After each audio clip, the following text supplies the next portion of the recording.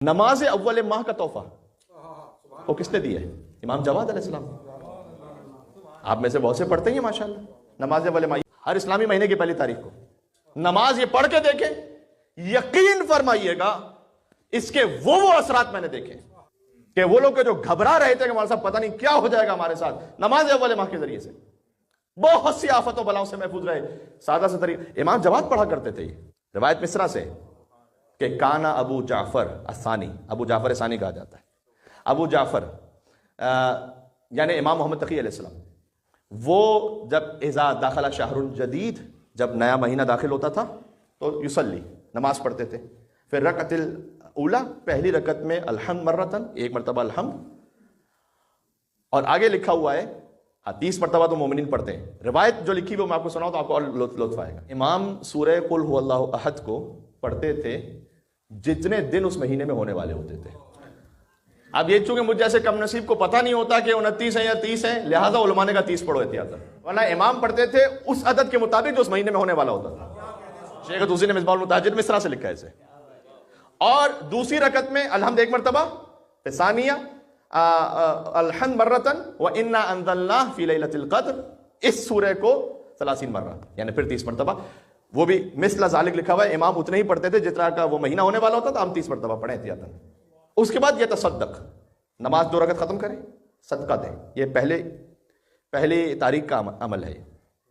صدقہ دیں، پہلے سے کسی مستحق سے بات کر کے رکھیں تاکہ آپ کا جو صدقہ ہے اس وقت ڈیلیور ہو جائے جیسے آپ صدقہ الگ کریں، کیونکہ صدقہ اس وقت صدقہ پہنچتا ہے کہ جب آپ مستحق تک پہنچا دیں، تاکہ آپ کو اس دن کا صدقہ بن جائے۔ بات واضح ہو رہی ہے؟ اپنی جیب سے نکال دینے سے، کہیں سائڈ پہ رکھ دینے سے ابھی وہ صدقہ بنا نہیں صحیح طریقے سے۔ صدقہ جو اصل اس کا پراپر فائدہ اس وقت ملے گا کہ جب مستحق کے ہاتھ میں پہنچے۔ مستحق کو آپ اس دن پہنچا نہیں سکیں گے شاید، آپ پہلے سے بات کر کے رکھیں کہ جناب آپ کا ایک حق ہوگا میرے پاس ہے، میں انشاءاللہ آپ کو جب بھی فرصت ہوگی تو پہنچا دوں گا، ٹھیک ہے؟ بما یتسہل، امام اتنا صدقہ دیتے تھے جو آسان ہو، کو بہت زیادہ اگر آپ دیکھیں کیا ہی بات ہے، لیکن جتنا آسان ہو کم از کم اتنا نکالیں۔ بعض لوگ اس نیت سے نکالتے ہیں کہ مثلا فرض کے $30 سے نکال دیا، روزانہ کا $1 کم از کم، یہ ایک آسان ترین ہے۔ 2 رکعت نماز، اس کے بعد صدقہ، اور حدیث میں آگے امام جواد علیہ السلام کے حدیث میں آگے وَمَعَ ذَلِكَ، اس نماز کے ذریعے سے یشتری سلامت کل شہر، وہ پورے مہینے کی سلامتی کو اللہ سے خرید لیتے ہیں۔ کیا پہنچ رہی ہے؟ یہ امام جواد، یا اللہ یا اللہ۔ شیخ توسی نے تو یہ نماز لکھی ہے۔ ایک ہے سید ابن طاؤس عالم، بہت بڑے، ان کی کتاب ہے دروع الواقعہ، جس کا انگلش ٹرانسلیشن بنے گا پروٹیکٹیو شیلڈز، یعنی اپنے آپ کو بچانے کے لیے کیا اعمال آپ کو کرنے چاہیے شیطان کے شر سے۔ اس میں انہوں نے وہ اعمال لکھے، اس میں نماز لکھی، اور نماز کے بعد کہا کہ یہ 9 آیتیں بھی پڑھ لو۔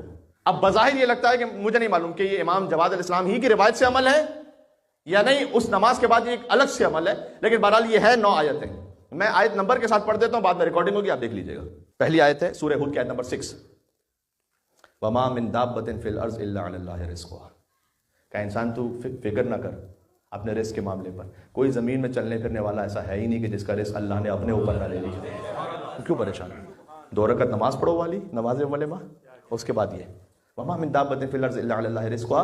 آگے آیت ہے کہ یعلم مستقرها ومستودعها، وہ خدا خوب جانتا ہے کہ وہ اس رزق کو دینا کہاں پر، انسان کو سونپنا کہاں پر ہے، اس انسان کو کہاں سے وہ رزق پہنچانا ہے، وہ اللہ جانتا ہے۔ کل فی کتاب مبین، ہر چیز جو ہے نا کھلی ہوئی کتاب میں لکھی ہوئی ہے اللہ کے پاس۔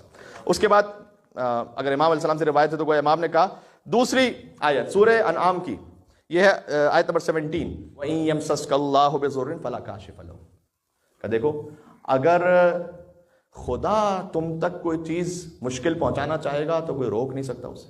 خدا کو کیا کوئی بڑے بڑے لشکروں کی ضرورت ہے کیا؟ ایک نظر نہ آنے والی چیز سے پوری دنیا کو روک کے رکھا ہے۔ وَإِن يَمْسَسْكَ بِخَيْرٍ، اور اگر اللہ خیر پہنچانا چاہے وَهُوَ عَلَى كُلِّ شَيْءٍ قَدِيرٌ، تو ہر چیز پر قادر بھی ہے۔ اللہم لا مانع لما اعطیت ولا معطی لما منعت، دعا میں پروردگار کوئی اسے روک نہیں سکتا جسے تو دینا چاہے، کوئی اسے دے نہیں سکتا جسے تو روکنا چاہے۔ عزت ذلت اللہ کے ہاتھ میں، بندوں سے نہ مانگے۔ اگر اللہ اب تک عزت پہنچانا چاہے گا کوئی روک نہیں سکتا اس کو، ساری دنیا مل کے جمع ہو جائے، اللہ کسی کو ذلیل کرنا چاہے کوئی اس کو روک نہیں سکتا۔ پھر اس کے بعد بسم اللہ الرحمن الرحیم دوبارہ سید ابن طاؤس نے لکھا سورہ طلاق کی 7ویں آیت سیجعل اللہ بعد عسر یسرا، کا گھبراؤ نہیں، مشکل کے بعد اللہ آسانی دینے والا ہے سب کچھ۔ سورہ کہف کی پھر آیت نمبر 39 کا ایک حصہ ماشاء اللہ لا قوت الا باللہ، کہ دیکھو ہوتا وہی ہے کہ جو خدا چاہتا ہے، تسلی رکھو، ہوتا وہی ہے کہ جو خدا چاہتا ہے۔ پھر سورہ آل عمران کی آیت نمبر 173 حسبنا اللہ ونعم الوکیل، صدقے میں امام جواد علیہ السلام کی ترتیب بھی سبحان اللہ، حسبنا اللہ ونعم الوکیل، خدا ہی بہترین کارساز ہے اور وہی کافی ہے۔ سورہ پھر آیت نمبر 6 یعنی اس تسلسل میں سورہ غافر کی آیت نمبر 44 وَأُفَوِّضُ أَمْرِي إِلَى اللَّهِ إِنَّ اللَّهَ بَصِيرٌ بِالْعِبَادِ، یہ جانتے ہیں آپ آیت ہے، پروردگار میں نے اپنے امور کو تیرے سپرد کر دیا اور تو ہی اپنے بندوں سے باخبر ہے۔ پھر آیت 7ویں آیت سورہ انبیاء آیت نمبر 87 لا الہ الا انت سبحانک انی کنت من الظالمین، پروردگار ظلم میں نے کیا اپنے آپ پر، غلطی میری ہے، مانے اس بات کو، ٹھیک ہے۔ پھر سورہ قصص کی آیت نمبر 24 یہ 8ویں آیت ہے رب انی لما انزلت الی من خیر فقیر، یہ میرے دل کے بڑی قریب آیت ہے۔ کچھ آیت ہوتی ہیں آپ کو بہت ہارڈ ٹچنگ، آپ کے دل پہ لگتی ہیں، یہ پتہ کیا ہے؟ حضرت موسیٰ کا کلام ہے، کیا بات ہے۔ حضرت موسیٰ علیہ السلام نے ایک قتل کر دیا مصر میں، وہاں سے اس خوف سے نکلے، ہجرت کیے، فخرج موسیٰ من قومہ خائفا یترقب، قرآن میں کہ موسیٰ علیہ السلام نے اپنی قوم سے خوف کے عالم میں ہجرت کی۔ مولا کائنات سے جب آخر وقت میں پوچھا گیا تھا کہ علی انت افضل ام موسیٰ، آپ افضل ہیں یا موسیٰ؟ کانا افضل، میں افضل ہوں۔ کہا مولا لما، کیوں؟ کہا اللہ سبحانہ وتعالیٰ نے موسیٰ علیہ السلام کے لیے کہا کہ جب وہ ہجرت کر رہے تھے تو خوف کے عالم میں، ڈر کے عالم میں نکل رہے تھے، اور کہا جب میں شب ہجرت بستر رسالت پر سویا تو علی نے کہا کہ وہ نیند مجھے نصیب ہوئی کہ ایسی نیند کبھی زندگی میں نصیب ہی نہیں ہوئی۔ حضرت موسیٰ علیہ السلام پریشان، کچھ نہیں ہے، گھر تو چھوڑ دیجئے کہ کہیں پناہ گاہ کوئی ملے، کو کھانے کے لیے کچھ نہیں ہے، بیٹھے ہوئے اور یہ کہہ رہے ہیں کہ رب اے میرے پروردگار انی لما انزلت الی من خیر فقیر، تو چھوٹا سا بھی کوئی خیر میری طرف بھیج دے تو میں اس کا فقیر ہوں۔ کہا یہ آیت پڑھو، تم نماز اول ماہ میں آیت پڑھو، چھوٹا سا بھی کوئی خیر بھیج دینا تو میں فقیر ہوں اس وقت اس کا۔ آخری آیت سورہ انبیاء کی آیت پڑھیں، آیت نمبر 89 رب لا تذرنی فردا وانت خیر الوارثین، پروردگار تو مجھے بے سہارا نہیں چھوڑنا، بغیر وارث کے نہیں چھوڑنا۔ یہ آپ نماز اول ماہ میں سبحان اللہ، اس کے بعد یہ 9 آیتیں پڑھیں۔ میں چیلنج وغیرہ کرنا نہیں چاہیے، امام علیہ السلام کے کلام کی روشنی میں اتنی جرت آگے کہہ رہا ہوں، آپ کی زندگی نہ بدل جائے آپ میری مجلس سننا چھوڑ دیجیے گا۔ خطیب کے لیے سب سے زیادہ ریڈ الرٹ لائن ہوتی ہے کہ اس کی مجلس پر سننا چھوڑ دے، میں کہہ رہا ہوں سننا چھوڑ دیجیے گا مجھے، اگر آپ کی روحانی مادی معنوی زندگی میں کوئی فرق نہ آ جائے۔ ہاں یہ نہ ہو، ہمارے قم میں ایک استاد تھے، وہ کہتے تھے کہ جب نئے نئے طالب علم کوئی قم میں آتے ہیں اور ظاہر ہے کہ ایک جوش جذبہ ہوتا ہے تو وہ نماز شب یہ ساری عبادات، تو کہتے ہیں 1-2 دن نماز شب کے بعد وہ جا کے دیکھتا ہے، کہتا ہے کہ استاد محترم کوئی مجھے کرامت نہیں نظر آ رہی، دن میں تارے نہیں نظر آ رہے، پتہ نہیں کیا بات ہے۔ اتنی جلدی تو بندوق کی گولی اثر کرتی ہے جتنی جلدی آپ چاہ رہے ہیں کہ اللہ تعالیٰ کی دعا وہ بھی انشاءاللہ اثر کرے گی، لیکن اس کو آپ تھوڑا سا کنٹینیوشن میں رکھیں۔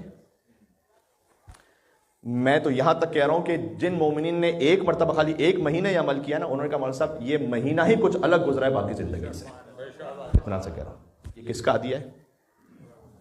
نام تو لیں ان کا، صلوات تو بھیجیں ان پر، اللہم صلی علی